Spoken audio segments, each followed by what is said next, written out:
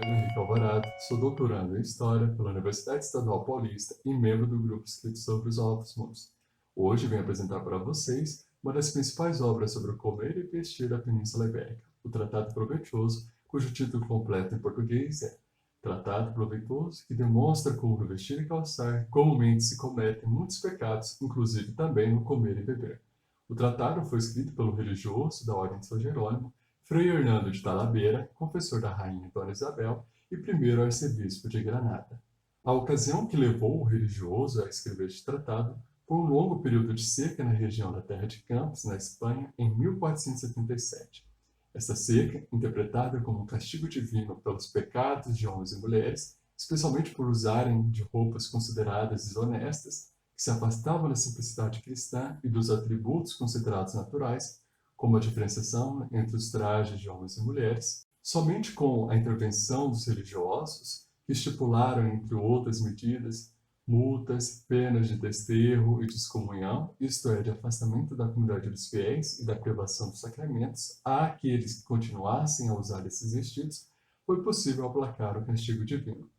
A importância do Tratado de Talavera está na síntese que oferece sobre as principais virtudes e os principais vícios que perpassavam duas necessidades tidas por naturais, mas não isentas de valores morais: o comer e o vestir. A maneira que os homens satisfaziam suas necessidades naturais tinha para os homens da época implicações para toda a sociedade, e não apenas para a própria pessoa. Por isso era necessário que as autoridades seculares, reis e senhores, e as eclesiásticas, bispos e religiosos, atuassem em conjunto. Justamente pelo entrecruzamento entre o proveito corporal e espiritual, Talavera propunha que os clérigos regulassem as roupas dos leigos.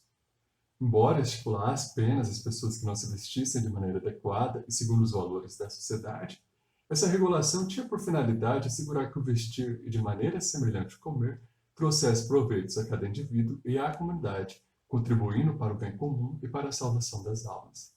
Intervenções como essas propostas pelo religioso não deixaram de provocar queixas de homens e mulheres do período, bem como confrontos com o clero. Esse foi, aliás, outro motivo que levou Talavera a escrever o seu tratado: rebater as queixas dos seculares, que julgavam que cada um poderia se vestir à sua própria maneira e sua vontade, que o clero não tinha direito de interferir nas roupas dos leigos e que não havia nenhum pecado na forma de vestir que justificasse a excomunhão. No período medieval e até mesmo no período moderno, as roupas, por representarem um grupo social a que a pessoa pertencia, ou seja, se era da nobreza, do clero ou do povo, foram reguladas por meio de leis que delimitavam que cada um poderia vestir, impedindo assim confusões entre pessoas de diferentes grupos e, bem como evitando a pobreza das famílias por buscarem roupas mais caras. Sem deixar de contemplar essa perspectiva, Talavera advertia por sua vez que os excessos, além de provocarem castigos divinos, como as secas, poderiam prejudicar a saúde dos corpos e a salvação dos homens. Como as ações humanas tinham que estar sempre dirigidas à finalidade que era a salvação da alma, o comer ou vestir, apesar de necessidades naturais, precisavam atender determinadas regras para preservar o corpo e delimitar as diferenças entre as pessoas, assegurando práticas virtuosas que conduzissem a esse fim último.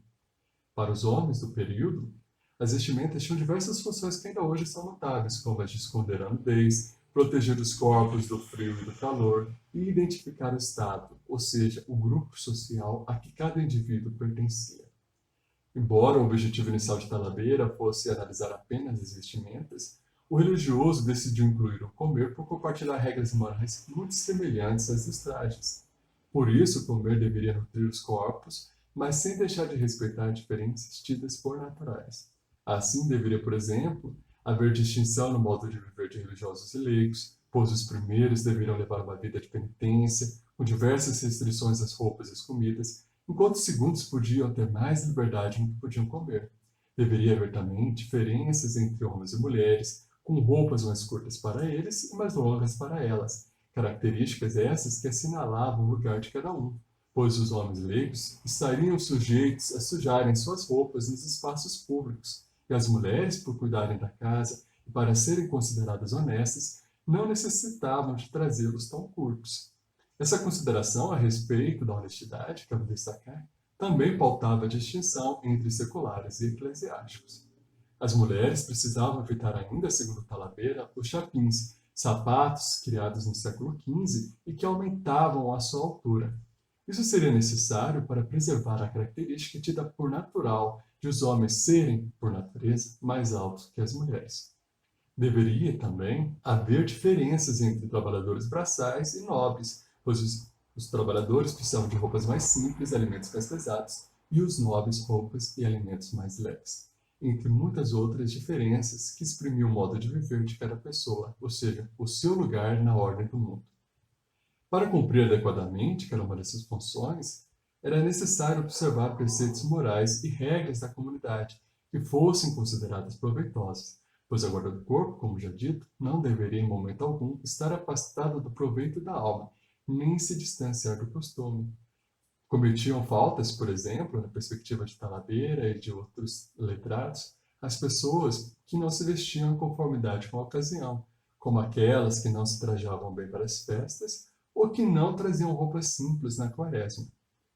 Ao destacar as faltas cometidas no vestir e no comer, Talabeira procurava instruir seus leitores, cristãos e recém-convertidos ao cristianismo, sobre as maneiras mais proveitosas para o corpo e para a alma de se satisfazer as duas necessidades. Nesse sentido, ao longo das 4 partes que compõem seu texto, Talabeira retoma o motivo de escrever seu tratado, o surgimento das vestimentas, as funções que o vestir possuía, os preceitos e as regras para os homens e as mulheres se vestirem e comerem virtuosamente, as virtudes a serem praticadas, como a temperança, a modéstia e a simplicidade, e os vícios a serem evitados, como a soberba e a gula.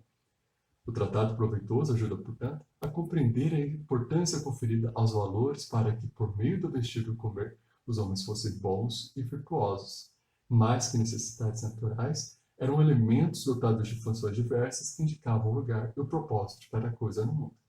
Espero que tenham gostado do vídeo e se interessaram pela obra. Muito obrigado pela atenção e não deixem de continuar acompanhando o projeto Pontes para o Passado. Até uma próxima!